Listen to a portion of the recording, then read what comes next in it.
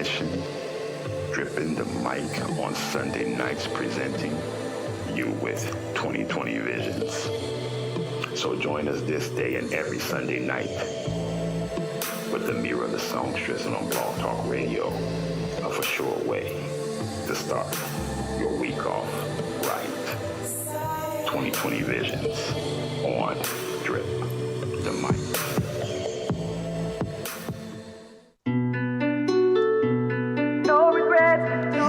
It's Ameerah the Songstress. No regret. You're tapped into 2020 Vision on Drip the Mic Network. All is well. Stay focused.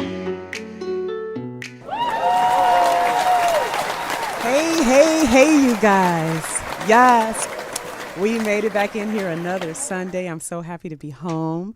Last weekend I was in Florida and we celebrated my brother's wedding. Well, I say birthday. Birthday is always on my mind. If my birthday could just be every day of the year, no, that wouldn't be right, because then I'll be as old as the earth or something. Anyway, how y'all doing? Welcome to 2020 Vision. Happy Sunday. Yes, and yes. We are back. You know, today I decided to just, let's just chat it up. Let's just talk.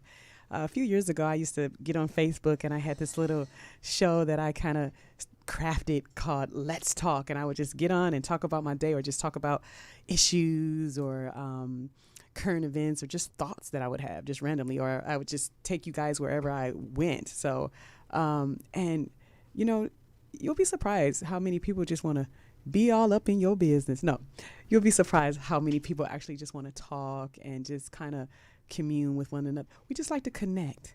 I guess it's no surprise as to why there are so many devices that allows us to connect. So I guess, we just like to connect with one another. So that's what we're going to do today. We're going to talk. We're going to chat it up. We're going to connect with one another. So definitely call in. Drip the Mic Network, 646-378-0355, and help us out by pressing 1 so that we'll know that you want to come on and chat it up with us and, chime in on some of the subject matters that we have. But y'all know how I like to do. First of all, I want to give my shout outs. First of all, I want to shout out my new makeup. Well, she's not my new makeup artist.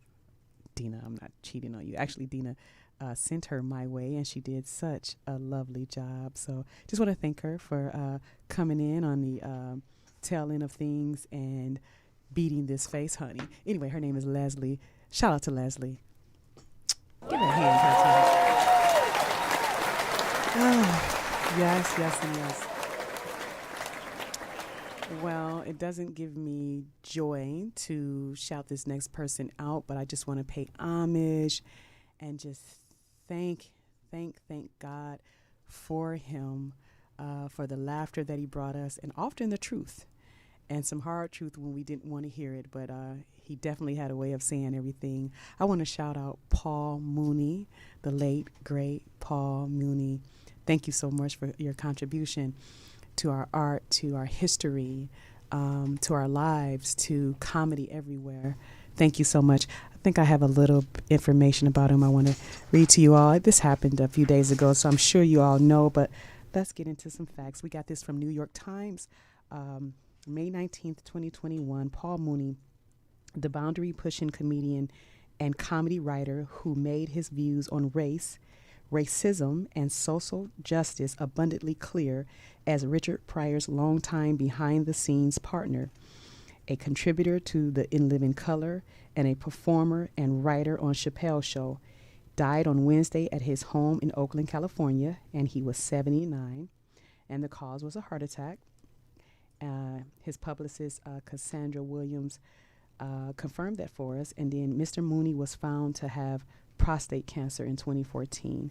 So you can read more about Mr. Mooney and who he leaves behind, but I just wanted to, just make mention today and shout him out and tell him that we can feel his energy permeating through the universe and saying, tell the truth, honey. Just tell the truth. No matter what you do, tell the truth, honey. So that's what we going to do as much as we can all the time. And thank you again so much for your energy. Next, I want to shout out my girl. I say it all the time. Nicki Minaj. Yes, honey. Her song, along with Drake and Lil Wayne, is #1 on the U.S. iTunes sales chart today. So I just want to shout her out. She dropped her a mixtape, which was she re-dropped the mixtape. It was out several years ago, and she re-released it. And we got a couple of bonus songs on there. I mean, I just love seeing these three together. Like, I fantasize like Michael Jordan, Kobe Bryant, and Shaq when they were like teenagers playing a game, right? And you were like on the, field kind of watching them play a game. Like that's what I liken them to, like Lauryn Hill with the Fugees. Like, I love when these three get together. I mean, it is magic. And they got bars upon bars upon bars on that song, Seeing Green. I love it. Congratulations to you all. I felt like it was like a rebirth. Like they came out like hot babies, you know what I'm saying, coming out the womb. It was hot. So anyway, shout out to you all. Congratulations to you all, and welcome back. Yes. Give my hand clap, Tony.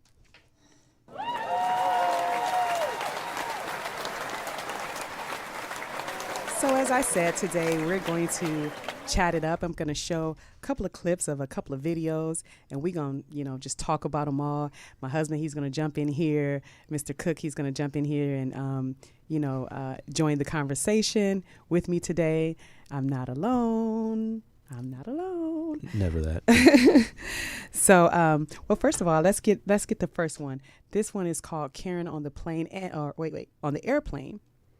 But I want to shout out whose video. Who did we get that from on YouTube? I got this video off of YouTube, but I do want to shout out the original person that posted the video. Thank you, because I will peruse TikTok and YouTube and Instagram, and I will snatch videos and I will show them on this show, just so y'all know. However, I will give you credit. So thank you for putting the content out there. I don't discriminate. It could be, Good Morning America, or it could be just you putting something out there, and I'm going to show it. You're going to mess around, it's going to wind up on 2020 Vision, baby.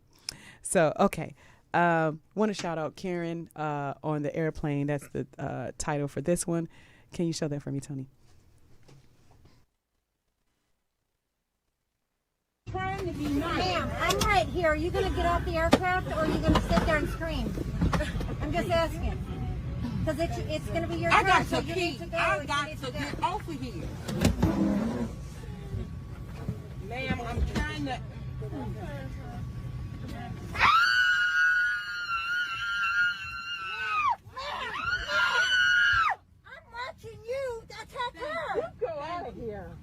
Excuse me, I work here, ma'am. Well, All right? I need Get off the aircraft, please.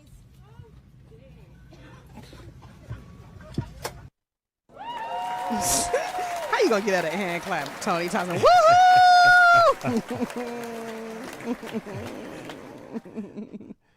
She was funny. That's absolutely hilarious. Yes, I cracked up. It was funny to me. I think when it was posted, it was definitely, talking about the race thing, calling her a Karen, and look how she's acting and things of that nature. And when I watched it, I saw the black woman, and I saw her put her arm up, and I didn't know, I haven't seen the whole video, so I can't add the other context to this. But I just found myself thinking like, nah, that's just that lady. Like, she just acts like that. Like, she thinks that, I don't care who it was, she would probably be doing that. Like, she seems to have walked around privileged for a long time in her life, or think that there should be some privileges, or there was another thing that came to mind. Maybe, she felt overlooked and taken advantage of, and not necessarily at that moment. I'm talking about throughout her life, and disenfranchised, and so she wanted to take whatever little power or solace that she had in that power at that moment, and she victimized a victim or someone that she sees as a victim or always being victimized, someone that she said, well, at least I'm stronger and more powerful than her, and so the psychology of a person, you never know what's really going on in their mind. But I was more focused on who this woman must be as a person, what's going on with her. You look like you wanted to say something about that. Oh, I'm intently listening. Mm-hmm. There's a lot to unpack there with that lady. Just the simple fact that she, that she felt, that kind of yelling and screaming was the right solution. Yeah. When there was already an attendant that was there, there's people around, but going to the point of doing that, just that kind of baffles me. So regardless of why she thought it was, or whether or not it was a her race had anything to do with it, it was just absolutely kind of baffles me. Yes. And then again, that's like you have a child that does that, and you always look at that child and be like, stop. What are you doing? And like try to correct that type of behavior. But this is a grown woman, a mature woman who looks like she's probably had, who might have some kids who are adults at this point. Right. And here she is yelling and screaming because she didn't want someone to walk past her. She wanted someone to wait on her to get up and get out of the way, which she was refusing to do apparently. So it's just like, all right, this is ridiculous. But then that brings up another point too, because maybe, because in the video she looked like she was, a little heavy, and so maybe she had trouble getting in out of her seat, and she knew it was going to take time for her to get up, and probably was just very agitated with people pushing past her or, overlooking her, which is, like I was saying earlier, maybe she's been overlooked in her life. So she wanted to victimize, someone else that is already, a victim, kind of that bully. Like if you're getting beat up at home or things are going horrible for you as a child at home and you go to school and you victimize the first person that looks like a victim, you bully people that seems weaker than you. At least you have some power. Yeah, you assert your dominance over what you can in your life. Yeah. Yeah, I don't know. It's possible. I mean, obviously there's that, looking and seeing the brighter side of everything. So there's definitely that possibility. And obviously, that I try to do that at times too. Mm-hmm. But again, it's, if you're traveling, you kind of get to, like at some point you should realize that, the average person realizes that, hey, I'm in this situation. Yeah. So even if you are, whether it's heavyset or whether it's, elderly and can't move very well or whatever, most people realize, hey, this is my reality. And if you can understand that that's your reality, then you also, as a human, you would understand that not everyone lives in that exact same reality. Not everyone has that same situation. So most people, almost everyone that I know or have ever met who have a reality where they're either, heavyset or elderly or aren't very mobile, they understand that, and they're not going to try to hold up the entire world for themselves. So I would say some people are, like you said, that logical or able to be that logical, but whether you're hurting because people have hurt your feelings or looked past you or looked over you or disregarded your needs, or whether you're physically hurting, it can cause you to feel some kind of way. I feel like it can cause you to be upset. You're like, damn it, just, I'm still here. I was immediately when you was talking about it, I was thinking about when we was taking care of my mom and, the times that we actually had to get her on the plane. And I remember feeling for her like, damn, slow down. Don't you see, we have her in my mom in a wheelchair, and you're so concerned about getting on the plane faster or first or before we do, or this extra 10 seconds that you have to stand here and wait for us to get her, through the what's the runway? What is it? When you get on the plane, that is much more important than the health and the safety of this human being that's disabled in some kind of way, and even elderly. And if you live long enough, you're going to get there as well in regards to being, elder. And so I remember even feeling like, you guys are some rude suckers. You know what I mean? You guys, you don't care about anybody but yourself. And, I wasn't even the one, sitting in a wheelchair. I wasn't the one that was disabled, and of course I'm going to be extra sensitive because it's my mom. Let's keep it real. But at the same time, like, I can just really feel the frustration that she must have either, been going through or either have gotten accustomed to going through. But I don't feel that we don't have those feelings when someone is being blatant, showing blatant disrespect and disregard from our lives. I don't think we're all capable of just kind of clicking that logical thing on. Yeah, and you might. I mean, obviously, I think you're right that we don't always have that. And it's extremely easy to sit back here now, right here and not in the situation and conversate about it. So yeah, and like you said, we have no idea what was in that lady's mind or what was going on in her life. No, and definitely not advocating for her because I'm all about empowering us as a people. I love us. So definitely not saying one side or the other, just offering other perspectives just because we had that short clip and I don't know what happened. I don't know what happened before. I don't know if she was like, called her the N-word. I don't know if, I have no idea what happened before. I know that, thank God for the stewardess. Right. Yeah.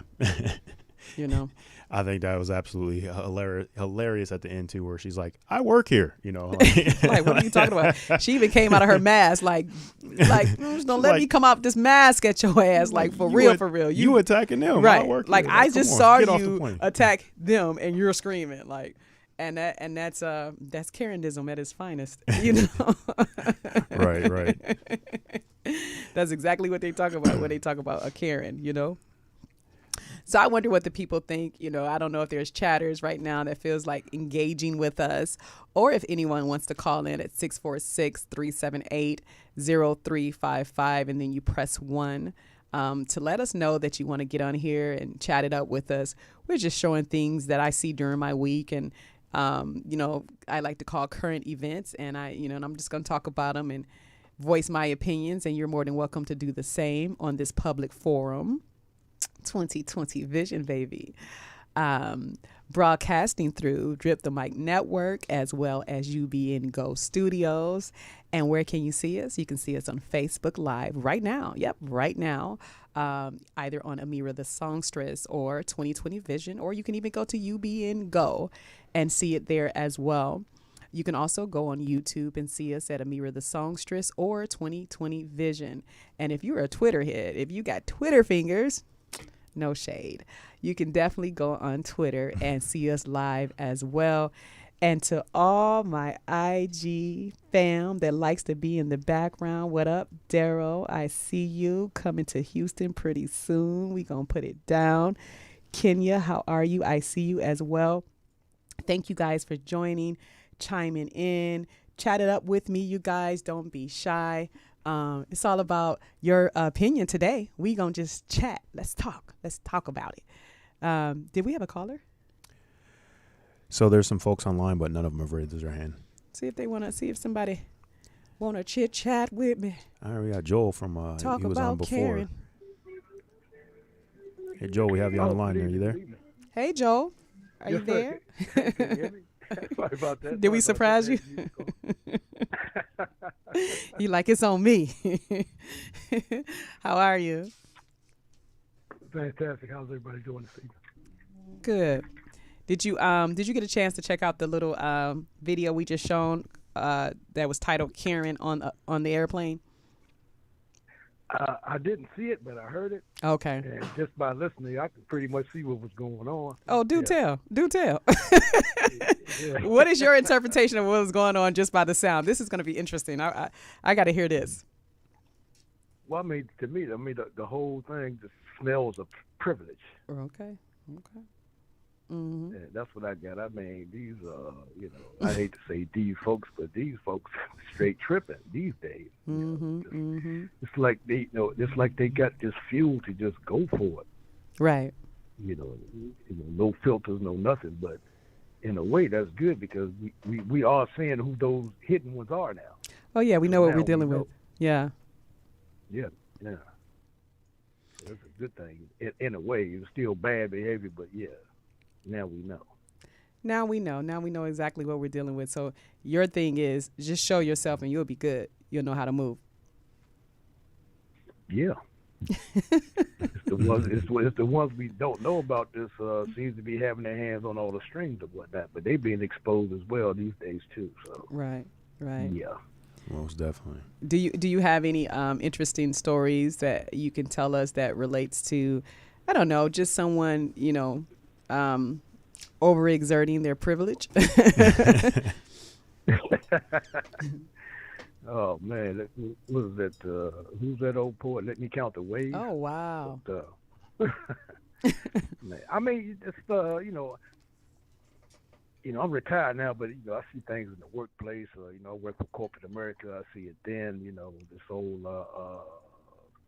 cronyism type thing. Somebody's son gets in. Next thing you know, he's in the top slot. He's been there for 20 years. Stuff like that. Mm-hmm. So, I see that. But I say it's becoming more prevalent now.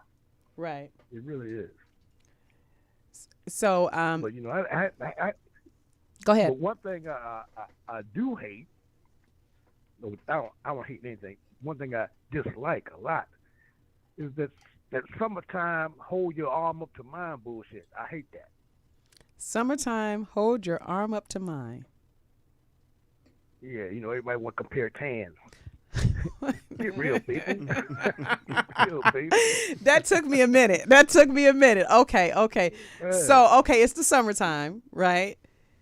And annually, when the summertime comes, where you're at, they want to hold their arm like, hey, look, I'm starting to get like you. Is that what you said? Yeah. Yeah. Yeah, Wow. I've seen and heard that before a couple of times, man. What? Yeah, where oh man, I'm getting dark like you. Like, really? Like that's what you think? Like, like being in this, like you got a suntan, and now all of a sudden you think you can relate to being black? No, that's not the same thing. But Exactly, exactly. Wow.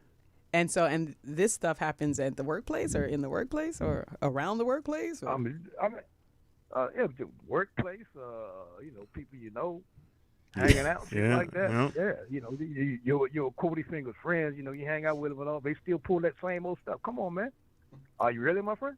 Right. Because you're thinking ain't in the right spot, Do you think they understand that? That it's offensive, or they think, No, they don't understand. They don't understand at all. They have no sensitivity to it whatsoever. No concept of what that actually feels to a person. Do you feel like it's your place, or I don't want to say that. Do you feel like you should be the one to educate them, or you feel like they need to go pick up a book? No, I educate. Okay. As I communicate. Okay. Yeah, I definitely I speak my mind on that situation. Hey, this ain't, don't do that. And then how is it received? Like, is it, oh, okay, I get it, or does it tend to offend them? The ones that do get offensive, I no longer communicate with them anymore. But the ones that, listen and understand where I'm coming from, yeah, we still cool. Does an apology come after that, or is it just a teachable moment, or do they feel a little convicted a dialogue comes from it. Okay. No, a lot of time a dialogue comes. Sometimes it's a little shame that comes too. But once we had a dialogue, they kind of see where I'm coming from and kind of check themselves. Yeah. And then the ones that are still your friends, how did the relationship get better? Did it grow? Did you guys become closer, or what is that like? I mean, the friendship, we still friends. I can still call them, if I need something, or vice versa. That relationship, stays strong. Oh, got stronger, I would say. Yeah. That sounds like that's the antidote a little bit, to a lot of the problems. I'm not saying that everybody is going to receive it, because like you said, the ones that didn't, you guys are no longer friends, and that let you know where their heart was. But just like anything, any friend, like it doesn't, even if it didn't have to do with race, just like any friend, when you tell them that they've done something to offend you, even if they didn't do it on purpose, but it offends you, you know, if they love and honor and respect that friendship, you know, typically they're gonna, you know, not do that thing again, you know. Yeah. So it sounds like that's a little bit of a starting point, you know. Let me sit down and tell you how you've hurt me, and if you can accept, you know, even though you didn't mean to do so, if you can accept, you know, that you did and responsibility for it, and then take responsibility by apologizing, and more than that, changing your behavior, we might get a great start. Yeah, and on the same token to that, you know, you don't want your friends walking on eggshells either, like Right. you know, feeling like they can't say anything. Just think about what you're saying. That's all I'm saying. Just think about it. It ain't like, you know, you gotta, you know, be protective of, you know, I can't say nothing to this guy because it's not that. It's not that I'm overly sensitive to anything. It's just certain things that, hey, you know, check that behavior because you know, that's that deep rooted type stuff that's coming out.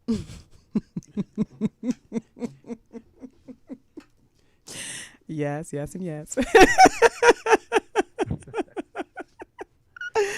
Yep. Set them off for there. You know? Well, thank you for calling in. I love it when you call. This is the second time, but you know, you always got something good to say. So I want to, you know, I want to take your call when you call in. So don't be shy. Oh, I appreciate it. I Okay. appreciate it. Thank you. No problem. Talk to you soon. See you next Sunday. Absolutely. Okay. Thank you. Thank you. Bye.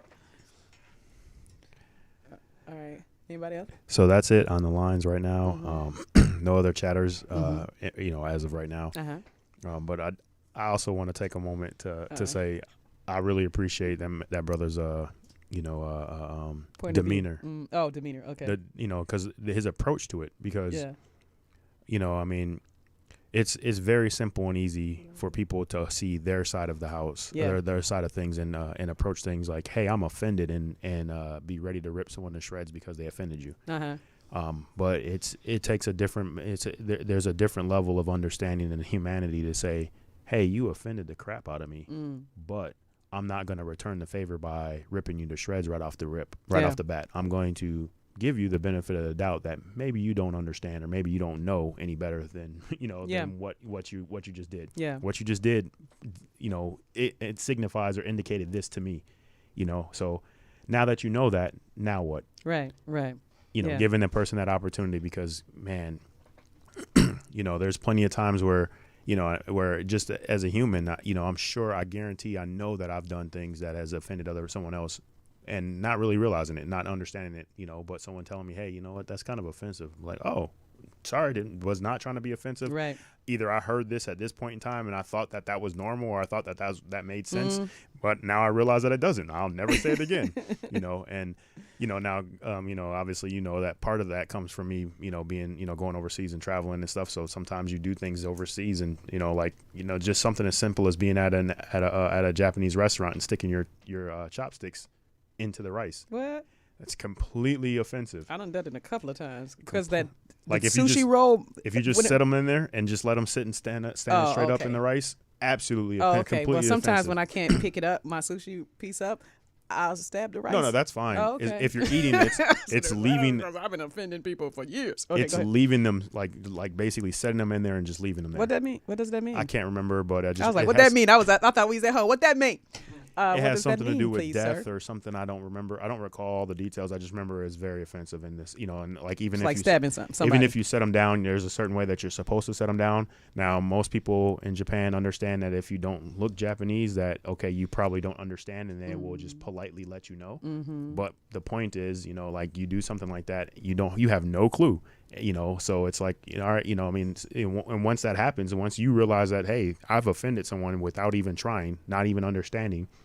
You have a bit of a different, you know, take on things, and it's easier for you to look at someone else and say, hey, you know what, you might not have realized that what you were just saying or doing is completely offensive. So let me explain and educate you why that's offensive. Okay. You know, it doesn't always work. Kind of like he said, hey, those folks who understood or took it on board, and they're still friends, and their friendship is probably a little stronger than it was before. The rest of them, you know, that took offense to to him trying to educate him or didn't want to listen. Yeah, he ain't friends with him no more, and you know, and I can understand why. Right. Tony, by the way, are these new headphones? These?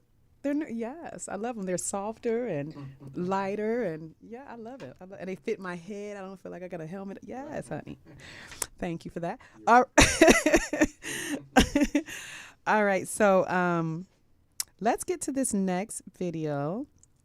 Oh, you picked this one. This one is called voter suppression, and we're gonna speak on that, and we're gonna actually have Mr. Cook lead the conversation for that. Show that for us, Tony.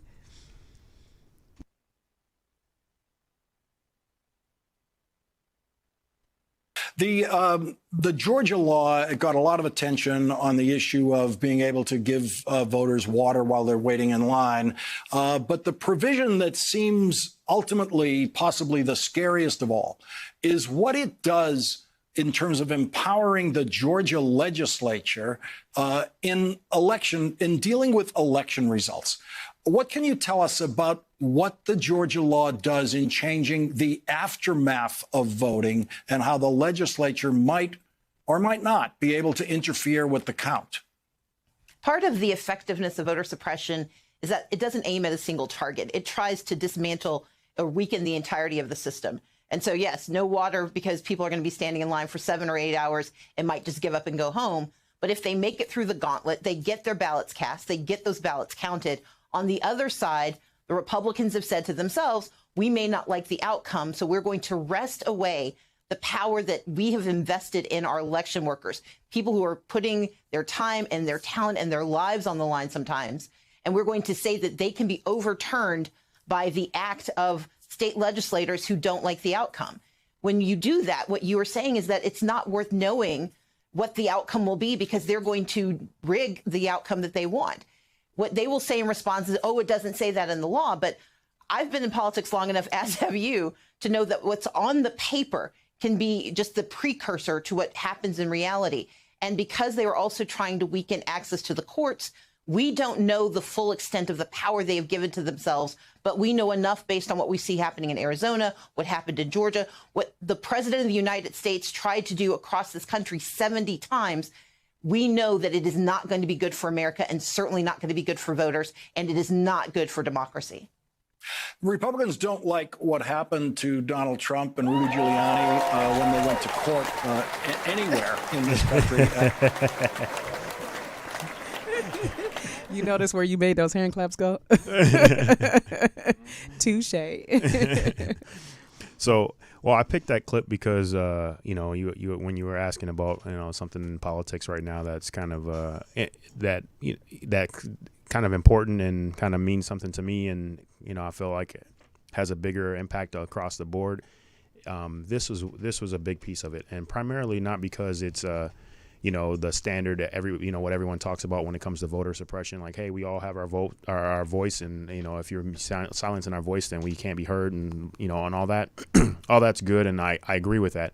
But I think that this topic, is a good insight and good look into the state of our country right now, and the state of what the world that we live in, and why it's important for us to fight. And when I say fight, I don't mean physically fight, but why it's important for us to pay attention to what's going on, pay attention to what's being said, and whether it's get out and vote or get out and protest or get out and be active in it to try to push things to, or so that our voices can be heard in one way or another. And so the reason why I think that is, well, let me take a step back. I hear people talking all the time about Democrat versus Republican, and whether it's bipartisan and all this other crap, and I'm calling it crap for a reason.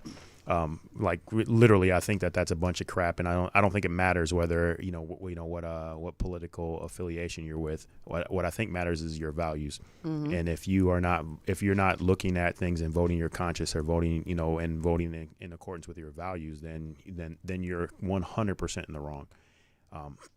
And I don't want to sit here on a soapbox and say my opinion about voter suppression, but hey, the information's out there. You can do a quick Google search or go to BrennanCenter.org. They have it's a Brennan Center for Justice. They have an entire state voting bills, and so it goes over all the different voting bills for every state. And you can look and see the ones that are the bills that are listed to that have been listed as restricting voting access, and then bills that are expanding voting access.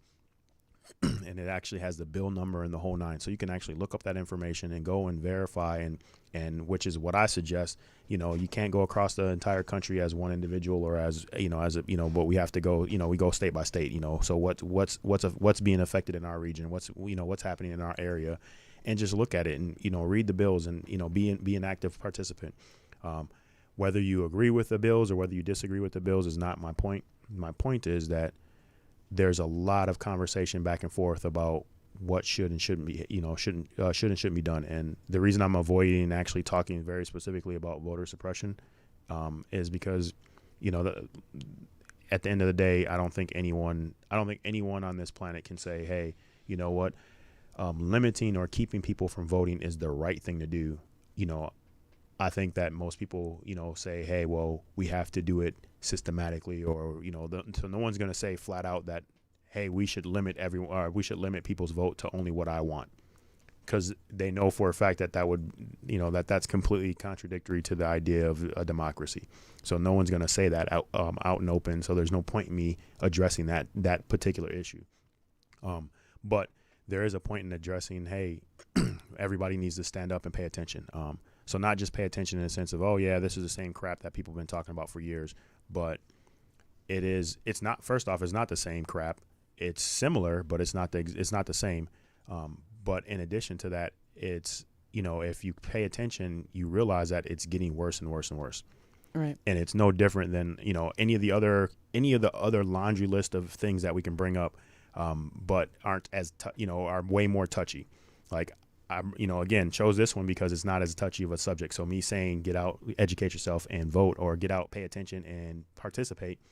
I can say that all day about this, and, you're going to hear some grumbles, but no one's going to try to burn the studio down or nothing. Right. But if you start talking about Black Lives Matter, then everyone gets super right wing or super left wing and so on and so forth, which, again, I have no qualms standing my ground and saying how I feel about things.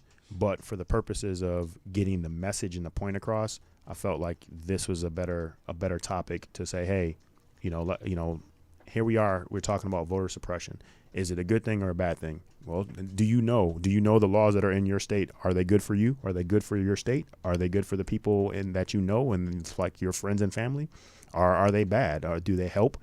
Or do they hinder? And starting there, understanding it, because we can all sit back and say, hey, all right, I'm going to listen. When Stacey Abrams tells me that this is a bad bill, I'm going to agree with her and say it's a bad bill. Mm-hmm. But is that the right way to do it? Again, that's, if I'm going to be frank, that's pretty much why we have most most people who are extremists do that. Mm-hmm. Look at either side of the aisle. You look at the extremists who, and again, we won't talk specifics, but on the extremists on either side of the aisle, the reason they're extremists is because they blindly believe what someone else is telling them. Uh-huh. They're not going and getting the education themselves. They're not going and looking at it. They're not reading the bill. They're not reading the document, or, and making a determination for themselves about the situation. They're saying, hey, all right, and I'm sorry. Yes, I'm a Navy boy, so I was about to say Seaman Timmy, but so, again, Stacey Abrams said that this is a bad bill. So I'm going to go and vote that this is a bad bill. And I'm going to argue to the death that this is a bad bill. Mm-hmm. Versus, okay, well, have you read the bill? Right. Do you know why it's a bad bill? Mm-hmm. I'm not saying it is or it isn't, mm-hmm. but why do you think it's a bad bill? Because Stacey Abrams told me to. Well, okay, that's not the right answer. Mm-hmm. And now, don't get me wrong. I agree with, I don't think I've heard one thing that Stacey Abrams has said that I disagree with. Mm-hmm. So my point isn't that Stacey Abrams is wrong. Mm-hmm. My point is the idea behind blindly believing someone else's word on things without doing the research or, or involving yourself in the situation is just as bad as knowingly voting or knowingly supporting something that is not good. Right. I get it. So this is one that's near and dear to your heart. My mind was blown just thinking about not being able to give another citizen, a bottle of water. Yeah. That's great. Like that just it's almost like is this really happening? And if I'm not mistaken, that the law was passed. So this isn't like a conversation that, oh, hey, let's fight to keep this from happening. It has happened. it has occurred, and now they're fighting to get it, to get it rescinded, if I remember correctly. But again, so that's in obviously Georgia. to detour the elderly and the sickly, basically, because and Not then- even that, just like, I mean, and I think in other clips or other places you can look and you can see that in the average waiting time in lines in Georgia during this past election was like in low income and minority communities, the So average wait in those lines was like 8+ hours. So basically, they have to bring their own water. Yep, they're supposed to bring their own water, their own food, their own whatever, and and now there's So is that countrywide now, or is that just in no, Georgia? that was in Georgia. That's specifically in Georgia. They're hilarious. I mean, And- it's just so blatant, it's so overt, and yeah. I'm sorry. Go ahead. Go ahead.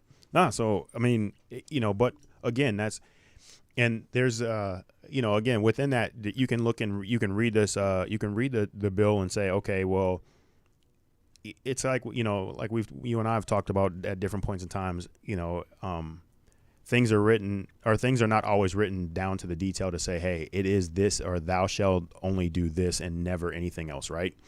So they say, hey, it's illegal to hand water to someone in line, right? But the wording that they're using is very vague, and so that the explanation is, well, we didn't mean it to be to the point where no one can get help. We meant it to to be that hey, a specific political affiliated party can't come out and say, hey, drink this water, or we'll give you water if you vote for our candidate, and it's like, okay, well, if that's what you meant, you should have said that, Right. but that's not what you said, Okay. so hey, it's open for interpretation that's how now. they're trying to, that's how And they're so able to get away. That's how they sell it. Yeah. But again, that's again, It that's sounds like elementary school. exactly. There's all kinds of different ways to Bunch look at of it, bullies, and then the people that are that are anti-bully, and it just really sounds like they play dirty to try to win and say it's fair. Yeah, I mean, there's I agree wholeheartedly with that statement, and as I said, I have my own personal opinions about it all from A to Z, and Well, that's what we here to show. At the end of the day, talk about today. I completely think that 90% of these bills from that are basically suppressing the vote in some way, shape, or form is a bunch of BS. They're just no different than Stand Your Ground and some of these and a bunch of the other laws and a bunch of other things that have been put in place. And again, if you look back at the track record, strangely or interestingly enough, a lot of these things came into place during certain periods of power, right? And and it's essentially, we keep trying to during certain periods of power, we keep trying to roll back the clock, trying to go back in time to a time where, hey, well, this was the good old days, or this was the better way to do things, or whatever. Instead of progressively moving forward and just fixing what's broken, and at the end of the day, you can't rewrite history, So. Right. And now one of the reasons why I mentioned about political parties is because I do not wholeheartedly agree with either party. I think that there's a lot of things, or I completely disagree with more things from one of the parties than the other, but both parties have things that I just can't, that I can't get behind. I mean, as human, we all, we don't all agree on we're all not trying to move in the same, I think we all have a lot of the same goals, but the road and the path that we take to them is always going to look different to each other. Yep. And we're always going to say, well, I could do it better, Oh yeah. Well, let's open up and take some callers. I know I just got a text message that there is a caller on the line. Is there someone with their hand raised? Yep. And I didn't catch a name on this individual. Caller, are you there? Yes, I'm here. Who's on the Can you hear line, me? please? This is Harding. Arden, how are you? I'm good. Very interesting, Mr. Cook, what you were saying. And you know what? I couldn't agree with you wholeheartedly. I think that you should probably run for mayor of Los Angeles, too. You sound like a politician. But but a good politician, Oh, my a real God. leader, a real good leader and politician. Don't tell him that, please. You act like I wasn't already considering No. it. So yes, we've had joking conversations about getting in politics, and I've thought Oh, about it, God. but I don't think I have what it takes. I don't think I have It's the not background that. or the. Oh God, it's not that. You definitely have what it takes. It's not that. It's just that, are we ready? Yeah, he's got what it takes. Yeah, it's just Now, if you want to do the job, Yeah. it'll be a different story. yeah. Are we ready for that type of lifestyle? That's what I'm talking about. Yeah, your lifestyle is open book. But yeah, so what you're saying, I totally agree with you. And I kind of see that it kind of links to the white woman on the airplane. She's the kind of white woman you want to get with when you're broke and, it's income tax time. Anyway, I just want to say that was sarcastic. Yeah, I too. know it was. No shade. Yeah, for your listeners, totally sarcasm. I got a twisted sense of humor. You're crazy.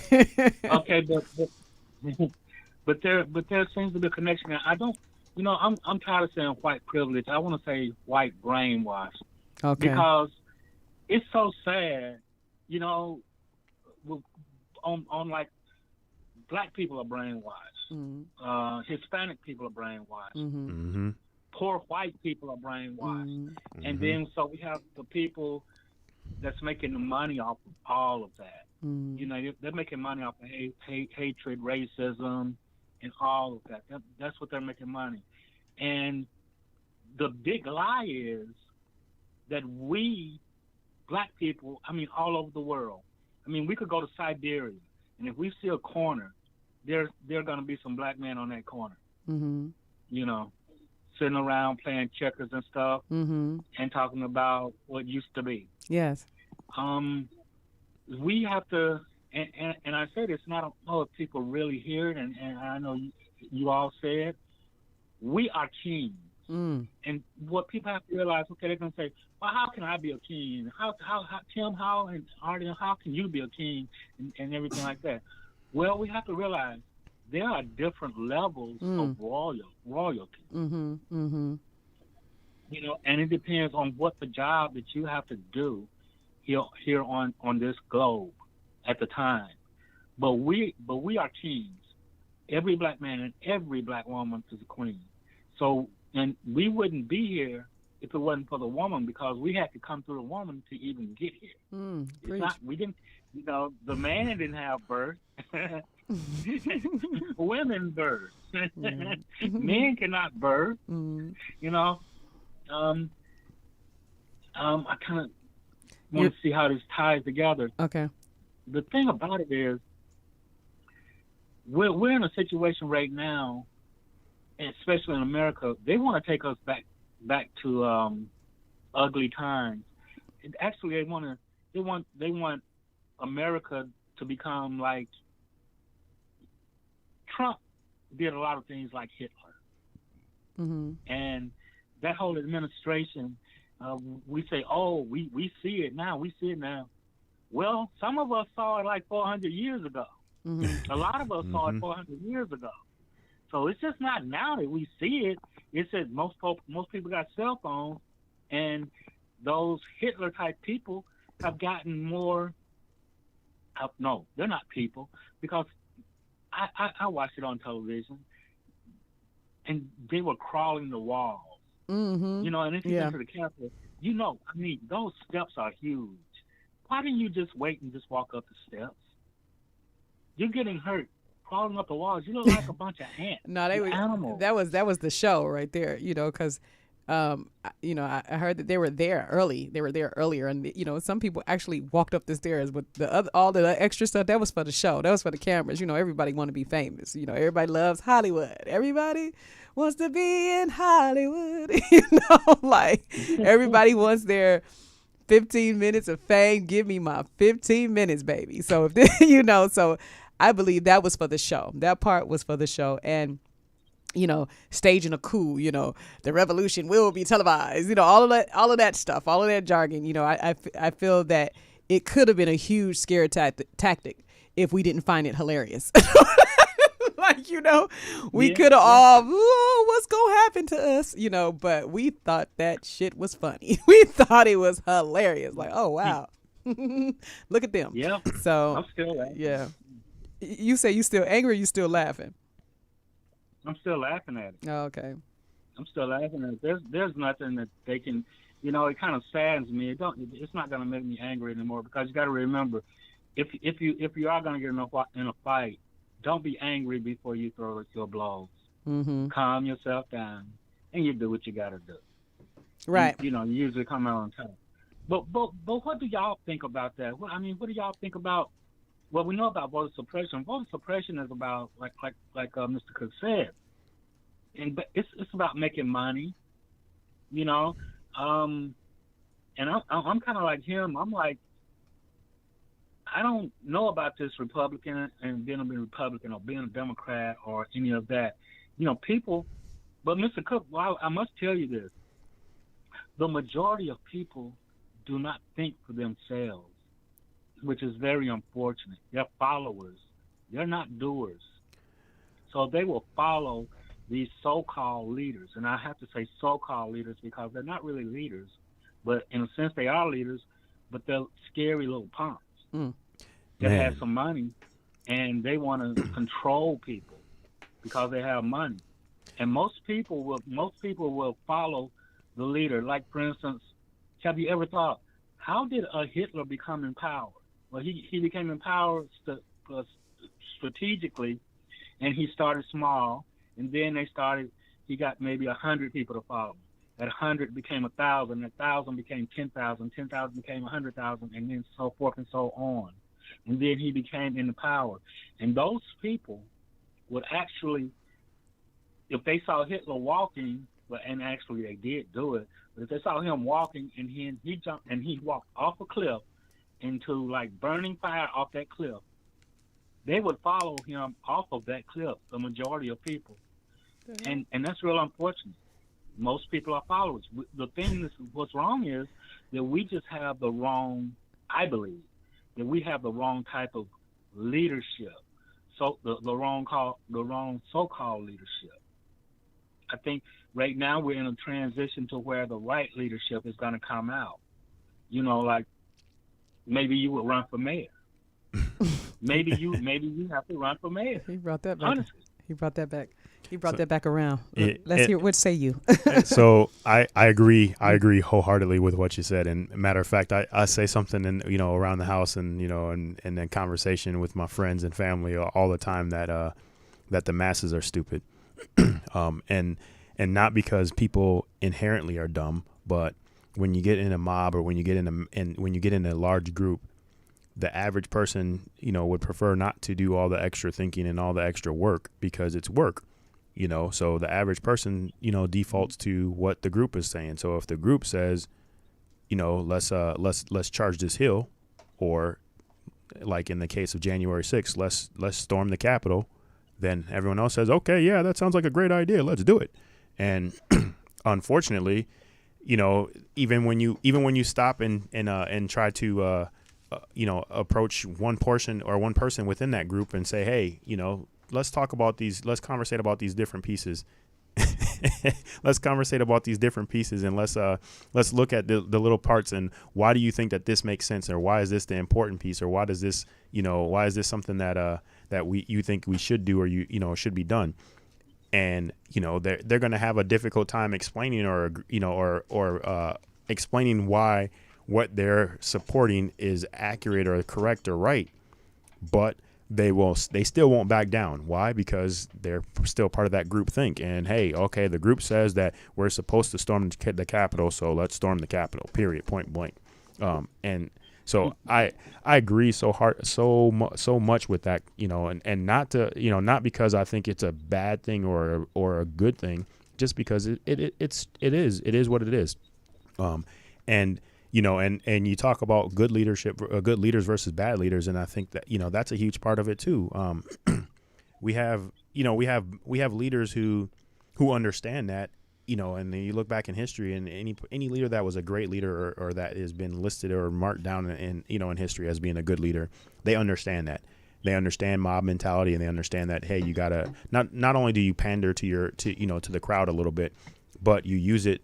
You utilize that mob think to move the world or to move the country or to move things in the right direction. When you don't, there's always going to be those outliers who are going to stand up and fight back, right? So not everyone agrees and falls into mob mentality, but if you're moving the mob in a bad direction, and again, not to talk about political affiliation, but I'm not going to stand here and say that I agreed with. I can't think of one thing that Trump did that I agreed with.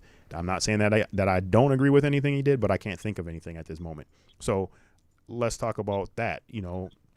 If he's riling up the mob and leading the mob down the bad path, what do you wind up having? You wind up having all these outliers who, hey, as he's thinking, hey, mob mentality means that everybody does what I say. Yeah, that's true, but but that only falls. When you're talking about doing it for the wrong or for the bad of the group, there's always going to be people in the group who are intelligent enough to say, hey, all right, I'm not going with mob mentality. I'm part of the checks and balance in this thing. Or, hey, I care more about myself than everyone else. Or however you want to look at it, there's always going to be, some few folks in there that says, hey, you know what you're doing is not good for the group, is not good for us as a whole. And they're going to make some noise. They're going to raise a stink, and they're going to keep moving. So that's why, but you don't get that when as a leader, you're moving that mob towards the good.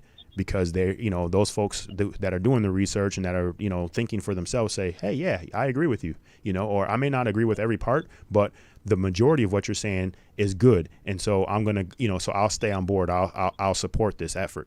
And so, I'd say that, that in a nutshell, in my opinion, is one of the ways that you can tell a good leader versus a bad leader.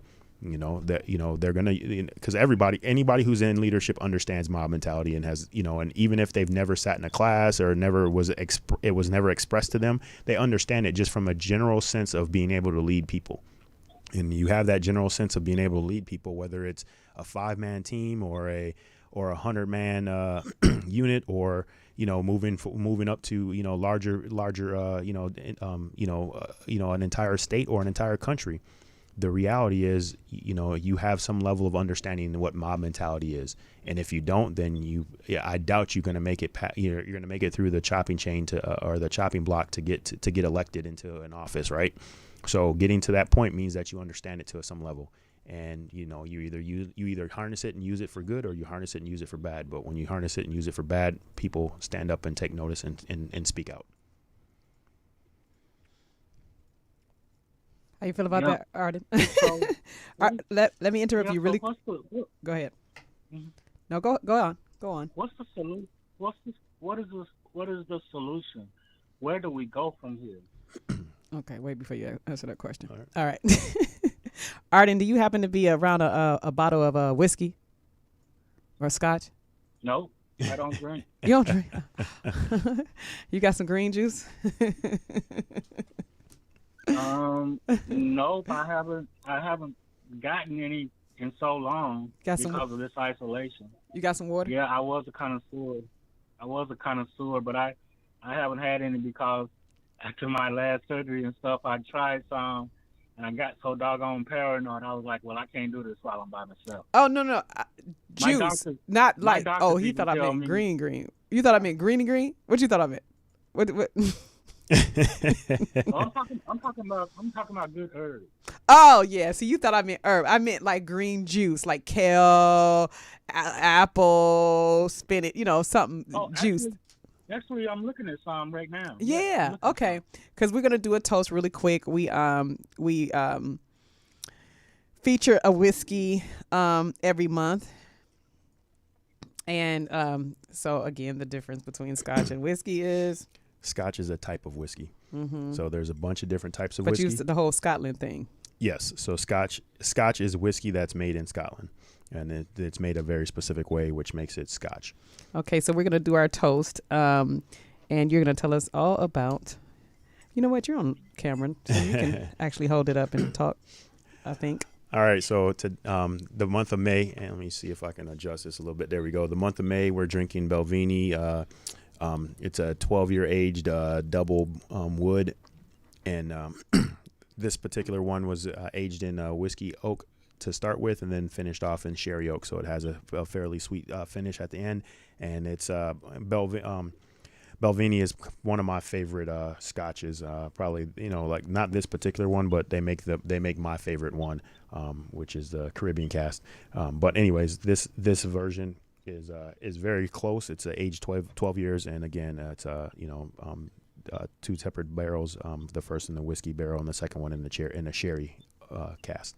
Okay, so I want to propose a toast really quick. Whatever you're drinking, whether it's green juice, water, whiskey, scotch, that's a whiskey, whiskey, that's a scotch, whatever it is, please raise your glasses and just shout out to the people, shout out to the people's voices, shout out to yourself for allowing your voice to be heard in this world, in this universe. Shout out to you for putting your energy into the universe.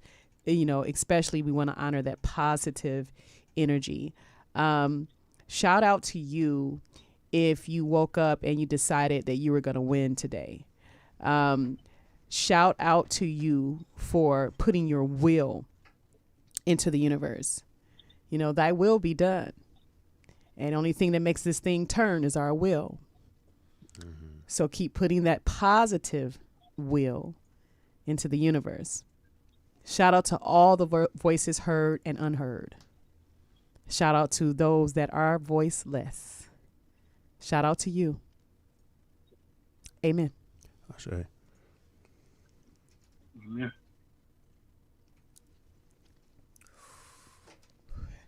Shout out to the ancestors. How dare me? Okay. So, Henry, I think he was asking you a question. What is the solution? And then after that, do we have chatters? So, all right. So I'll go ahead and we have one chatter, but okay. I'll go ahead and respond to that. The short end is roll up our sleeves and put in some work. Like that there's so many different ways that we can get involved, and we can we can affect the change, but that's what it's going to take. It's going to take and I know the cliche is everyone getting involved and everyone rolling up their sleeves, and let's be honest, that's not going to happen. Not everybody is going to step up and do things, which is why you have mob mentality and so on and so forth. But enough people who care and who are willing need to get involved to make a difference. And regardless of which side of the aisle you're on, that's all it takes is enough people who agree with that cause to get involved with that, for that cause to make it happen. So, and if we as a total understand that, so yes, we can talk about electoral college and voting and how your vote doesn't actually one person, one vote isn't actually true and all this other stuff, which I agree with, but it's a symbolism, or it's a symbol of getting involved. And if one side of the house has more people involved towards this goal than the other side of the house having involved towards the opposite goal or an opposing goal, then the side that has the more people involved working harder typically wins. It's like a tug of war, right? If we're all playing tug of war, but we have 15 people on our team and the other team only has 7, there's a pretty good chance that the side with 15 people is going to win. So getting involved and having more people get involved and fight for us, or fight for those goals. So that's literally the short end, or the short answer. The long answer is very, very more and detailed, and there's so many different pieces. And I'll be honest, I don't have the answer for every piece or every aspect of it. But what I do know is, I can't remember. I'm sorry, I had this quote in my head, but I just kind of lost it. But long story short, we have to band together, and we have to work towards that common goal. And so whether that's just starting off small and saying, hey, let's elect our local officials and get these local officials on board, and the ones that actually agree with us and represent us, versus some local officials that sound good because their name is known. That's one start. And then the next start is forcing and holding them accountable, to actually, represent us, and if they don't represent us, be willing to vote to have them removed, or sign the petitions like they did here in LA to remove Governor Newsom, or I shouldn't say in LA, but in California, sign the petitions to have them removed, or to vote for, to have a vote of confidence, and those kind of things. Hold them accountable. So if they're not representing us properly, hold them accountable and make sure that they get replaced, or that they understand that we're not putting up with it anymore of politicians or people who are elected to lead us just sitting in an office collecting a big fat paycheck and supporting whoever gives them the most money, or supporting corporate donors, or supporting their own personal agendas instead of representing the people. So those are the ways we start, and then it just keeps in my opinion, it's like a snowball. As long as it's rolling downhill, it's going to pick up and get bigger and bigger and gain momentum and so on and so forth. But we got to start there. That's my personal opinion. I'm sure there might be some experts out there in the world that say things differently, or have a different spin on it, or maybe they'll say the exact same thing but use different words. But that's Henry Cook's take on it. Wonderful. We want to move this train on down the track. Y'all thought I was going to say up the road. See, I had to think about it. Train up the road. That doesn't make sense. Train down the track. Now that makes sense. Anyway, Arden, you can hang out with us if you like. We're going to get into this next video, and so we can conversate about this, and you can hang out with us if you like. For those listeners and watchers that want to have their voice heard on this today, you can call in to 646-378-0355 and do us a favor. Press 1. That raises your hand to let us know that you would like to speak. I think there's other callers on the line, but they haven't pressed 1. So if you're on the line and you're waiting right now and you're thinking, why haven't they picked me or called on me? It's because you haven't pressed 1. We need to know that you actually want to come on and say something. Otherwise than that, if you're just listening, be my guest. We have no problem with that either. I'm going to take this one chatter, and then we're going to get into this next video. It was okay. Oh yeah. Okay. Why you just say that? That's what I was trying. Like, okay, I saw you walking out there on the cliff. I told you it was a cliff right there. I kind of whispered it was a cliff, and now you're dead. I don't know what to say. Anyway, so Tony, can you? It always happens. I know this all too well. It's the story of our lives. Number 3, hero on bus. The hero on the bus. This is a kind of a long video, so we're going to just take it section by section, and we're going to unpack this thing, and we're going to talk about it. Show that hero on the bus for us, Tony.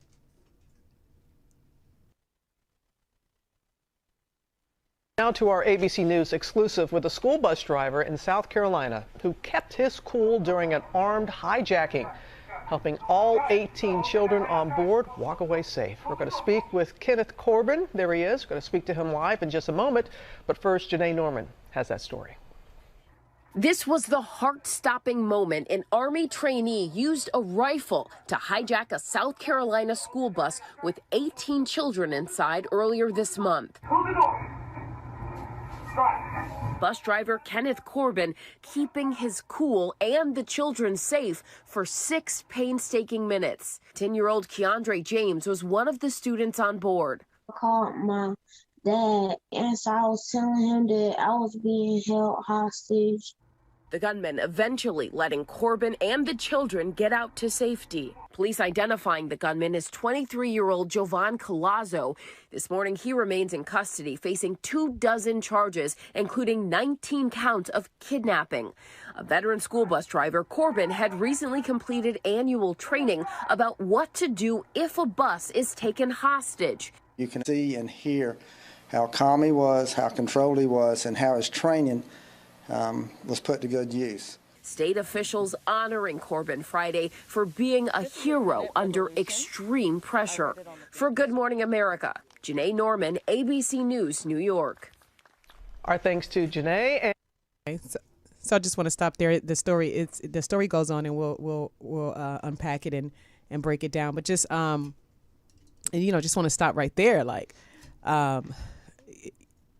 man, he had been driving the bus for several years. They said he was a veteran bus driver, and I'm sure he didn't imagine anything like that happening. Like, what would someone want with a school bus full of children, 18 children, 18 babies on that bus or whatever, So just the fact that he remained calm in a situation like that, and that was a huge gun, first of all. So he didn't know what was going on, and then to have Army on there, I was thinking maybe even when he saw it at first, maybe he thought this was something official happening, because he shows up with an Army T-shirt on it. It's a big gun, like maybe this person was going to help them to safety. I mean, who knows until he starts giving him, demands. Right. Yeah, I mean, and the unfortunate thing is something like that is so simple to get nowadays. But of course, they also said that he was a recruit, right? So yeah. So I'm sure he got that through basic or whatever. And what's basic for those who don't? Basic training. So boot camp is the short version. So if you've been, if you haven't been in the military or don't know much about the military, most people have heard of the term boot camp, and it's just the basic training that you go through before when you first join the military as an enlisted individual, whether it's Army, Navy, Marine Corps, Air Force. Every single branch has their own version of a boot camp. Okay, so something he was getting, he was able to get from basic. Okay. Yeah, so I'm sure he got the what he was wearing from while he was going through basic would be my guess, and but and he's a young man too, like 23. Yeah, 23 years old. And so I had, there's so many different parts of that story that stuck out to me. That like obviously that happening, the fact that he had a looked like a standard military issue M16, which for the most part, those like the fact that he had it, brings up a lot of questions for me. Like, hey, was his unit just that lackadaisical where they allowed him to have his own, have to be able to walk off, off post or off the area with a rifle, or was this something that he purchased on his own outside of the military? Just he got his hands on a military grade weapon, just just out in the open market, as well as even and this is a completely different topic, but that police sergeant or the police captain or whoever he was, talking about putting his training to good use, like literally that sent chills through my body. I thought he was talking about the actual bus driver. He was. So you're saying that to say what? Because only someone who is trained, like a cop or or like, and has a mentality like this is good, hoorah, rah, rah, rah, kill kind of mentality. Only someone like that would say, put that type of training to good use. It's not good use because, I mean, yes, it helped out with the kids, but saying put it, that's what I would think. Saying putting that type of training to good use, says a lot about that person's mentality when it comes to that type of stuff. Like that's a horrible, horrific situation. So you would never use, so using the term good in conjunction with that is what worries me, and that's what it sent chills through my body when I heard him say it. Okay, all right, Tony, can we get a little more of the story, please? And joining us now is Kenneth Corbin. Good morning, Mr. Corbin. Thank you so much for your time. And you heard Janae just referred. Good morning. Good morning to you, sir. Janae just referred to you as a hero. Others have said that about you as well, but you say, nope, the praise should go to the students on board. Why do you feel that way? Well, actually, when at the very end, the kids were the one that actually got the gentleman off of the bus, and they pretty much had my back as much as my concern were with them. And at the end, when they start questioning him, it seemed to have frustrated him because his main objective were to get to the next town. But in the end, I think we only rode about 4 miles, and he just got frustrated with the questions and just told me to stop the bus and just get off. All y'all get off. And that was about it. So it was the interaction that was going on with the students that was frustrating him? Well, yes. As we were traveling, I guess he realized there were several students, at the rear of the bus and kind of scattered throughout the bus, and he decided to move all the students up front. so he got guess to keep us all in close proximity. And when he did that, especially some of my kindergartens, they started asking him questions as to ask him was he a soldier, and he answered, well, it seemed like he hesitantly answered, but he said, yes, I'm a soldier. And then they wanted to know why. They asked him, why are you doing this? And he never did have an answer for that one. Then they asked, well, was he gonna hurt them? He said no. And then they asked, was they gonna hurt our bus driver? And he said no, all I'm gonna do is take y'all and just put you off the bus. And from that point, it seemed like he sensed more questions coming, and it seemed like, I guess something clicked on his mind and said, enough already. And he just told me to stop the bus, and y'all to stop the bus right here and just get off. Well, I don't know. That was pretty much the point. Yeah, I wanted to get a little deeper into the story, and I just think that's amazing. By the way, shout out to Good Morning America and Robin Roberts and ABC for providing that footage, and YouTube, because I got it off of YouTube. But thank you guys. I know you guys might mute me later, and Facebook might mute me later. But shout out to all of y'all. But anyway, so yeah, that story got a little deep for me. And those children, man, those babies, they're pure, they're honest, and they can definitely be your conscience.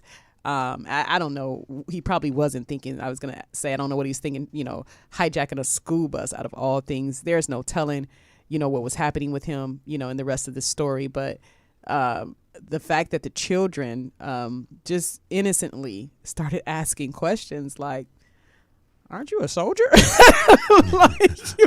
Right.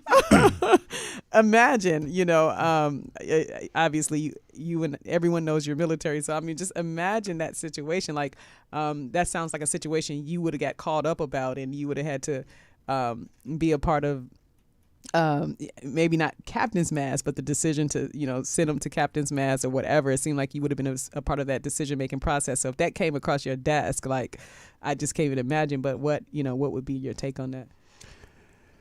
Wow. So my take on that is almost identical to what you said. Like, the fact that these young kids were the ones that were asking the question, disarmed them.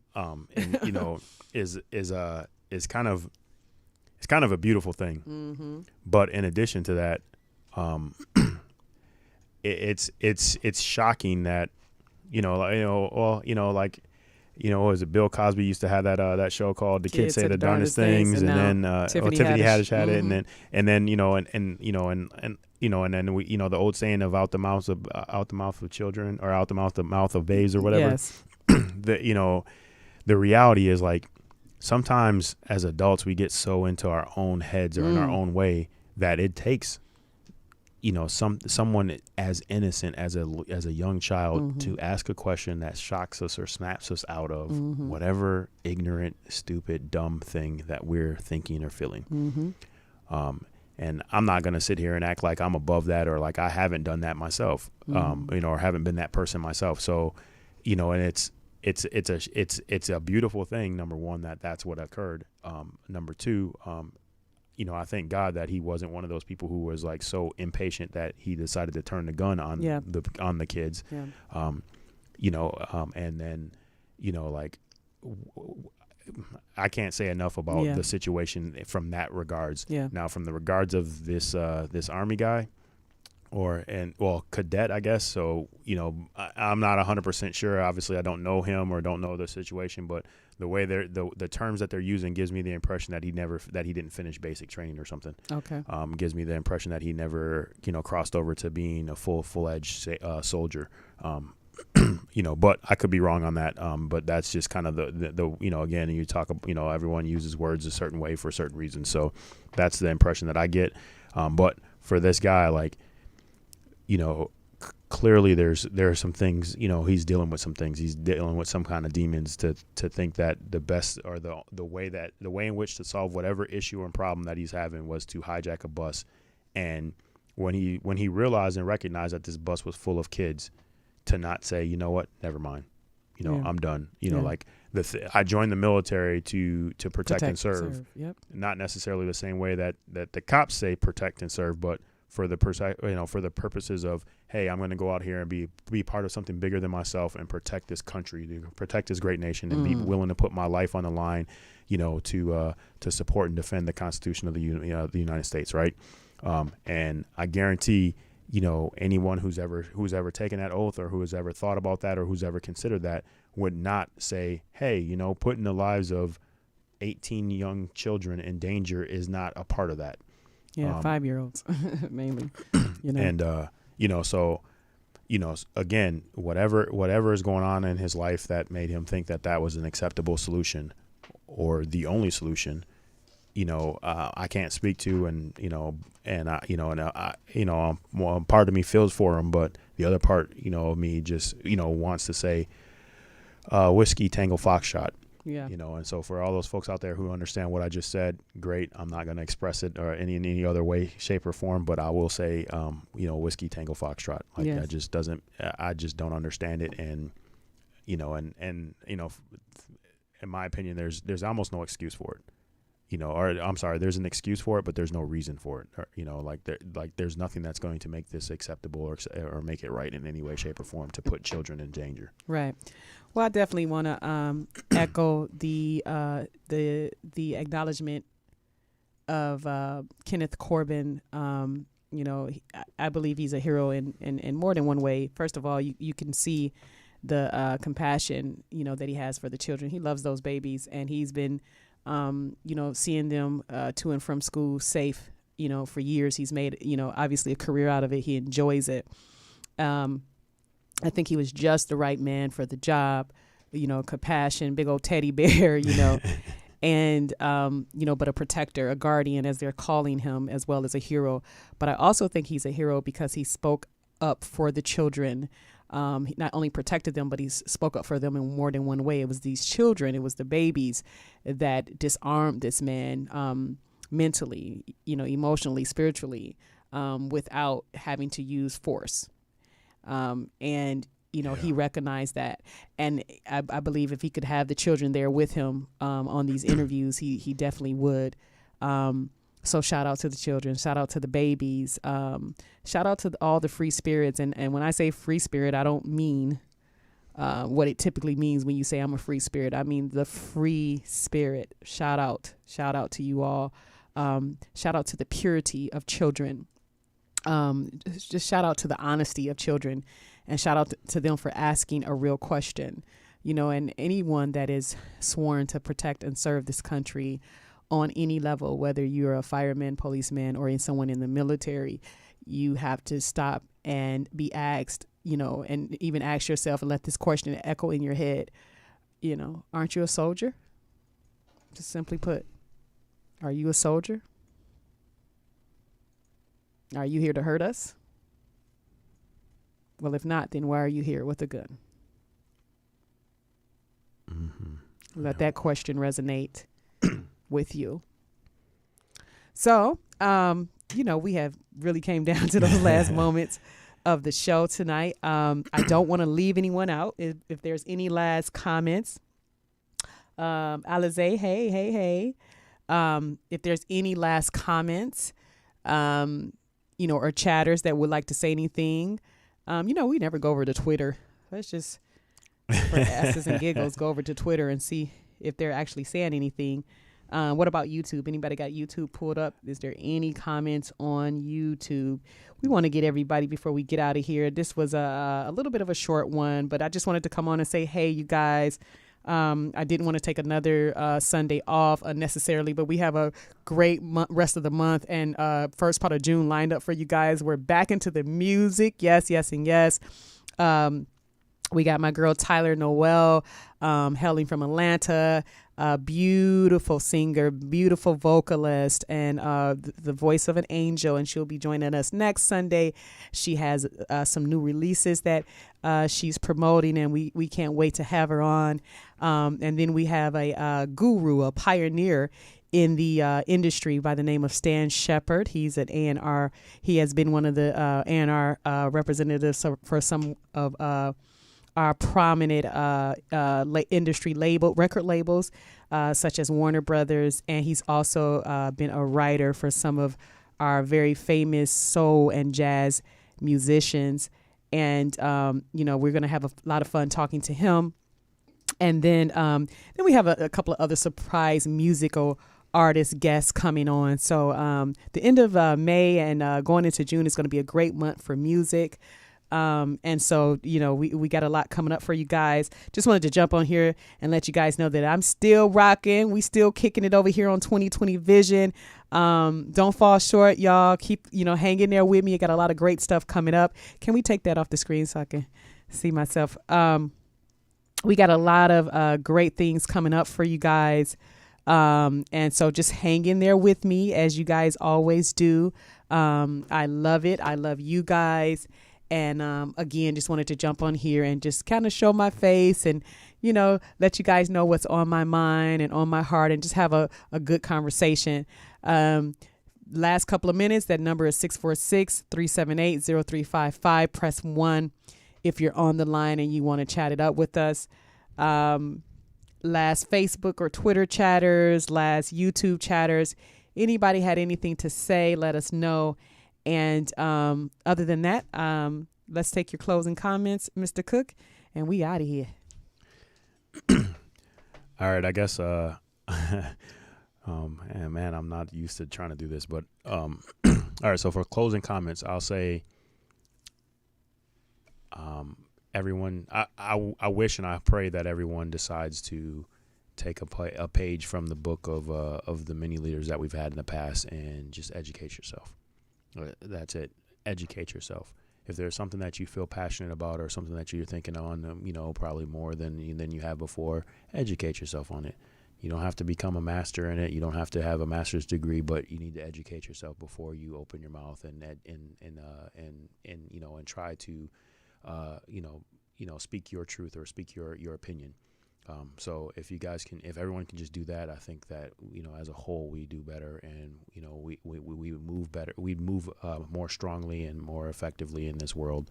And that's on everything that you decide that you want to talk about. Just educate yourself a little bit more. Do some research, do some figuring out and understand and, get a little bit of knowledge. And, and I think, if everyone could do that, I think this world winds up being a better place. We all make better decisions when we're educated or when we're informed. So those are my parting words. All righty. Thank you for coming on camera with us today. They usually hear his voice and no camera time. So we want to thank Mr. Cook for coming on camera with us on 2020 Vision. And again, my name is Ameerah the Songstress, and the message for today, the moral of the story is love, life, and light. It's always that. It's always that, letting our voices be heard, fighting the good fight, standing up for each other, being an anti-bullyist, being a person that doesn't like seeing the weak get stomped on and hurt. Pick on somebody your own size. Those people, the ones that of us that think like that, pick on someone your own size. That's huge. Let us light bringers and spiritual workers and healers, let us step up to the plate. Pick on somebody your own size. And let us protect our nation. Let us protect our great nation. Let us protect one another. Let us reconnect so that we can move in our God power. So that's what it always is. Love, life, and light. And again, my name is Ameerah the Songstress. You can find me at YouTube at Ameerah the Songstress, Instagram at Ameerah the Songstress, Facebook at Ameerah the Songstress. And of course, since I am the songstress, I guess you're wondering, where's the music? Well, it's on iTunes, Spotify, Pandora, anywhere you would like to listen. Go check me out. I dropped a single in January, dropping the film pretty soon, you guys. I got to get it perfect for you guys. And believe me, it's going to be worth the wait. And that's coming as well. And a lot of fun stuff, a lot of great things I got to share with you guys. It's coming. I know I'm always promising you something, but thank you for sticking in there with me. And again, remember, stay focused. No regrets, no regrets, no regrets. Let me fix my crown Baby, like dominoes, yeah, it's going down.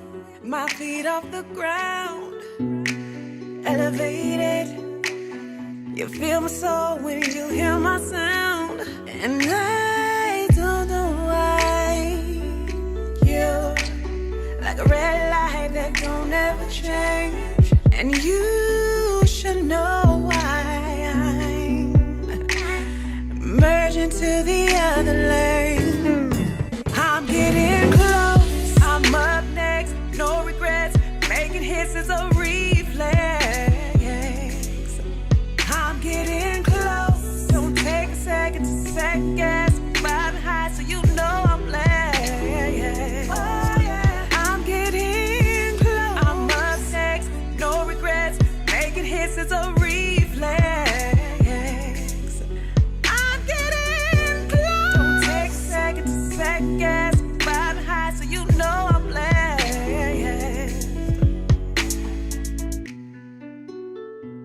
No regrets, no regrets,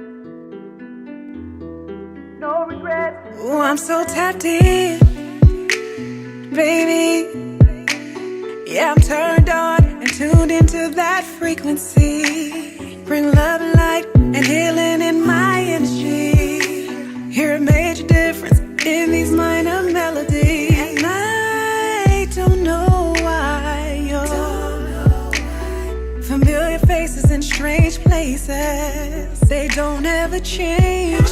You should know why I'm merging to the other lane. I'm getting close, I'm up next, no regrets.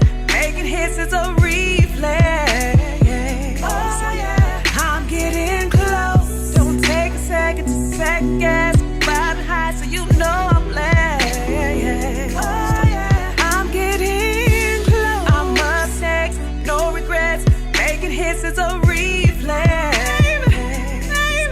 I'm getting close, don't take a second to second guess. Riding high so you know I'm blessed. I came with the keys to the industry. I came with the keys to the industry. I came with the keys to the industry. Oh, yeah. I'm built for this. Came with the keys to the industry. I came with the keys to the industry. I came with the keys to the industry. Oh, yeah. I'm getting close, I'm up next, no regrets. Making hits is a reflex. I'm getting close, don't take a second to second guess. Riding high so you know I'm blessed. I'm getting close, I'm up next, no regrets. Making hits is a reflex. I'm getting close, don't take a second to second guess. Riding high so you know I'm blessed.